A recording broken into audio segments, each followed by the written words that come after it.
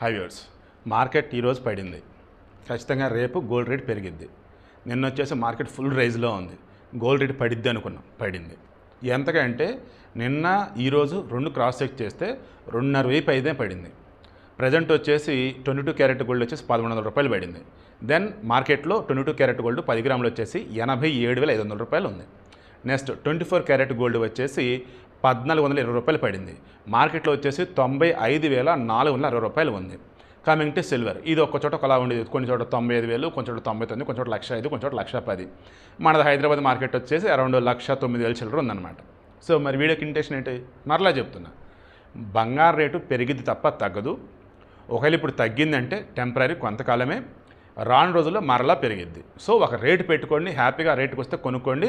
దాని అవతల ఏదో చెప్పారని చెప్పేసి నన్ను ఆలోచన మీ మైండ్లో రాదు. మనకి ఇష్టపడే కొనుక్కున్నామరా, ఇప్పుడు ఒకవేళ తగ్గిందిరా మనం కొన్నాక ఇబ్బంది ఏం లేదురా, రేపు పెరిగిద్దిరా అన్నట్టుగా ఉండొచ్చు.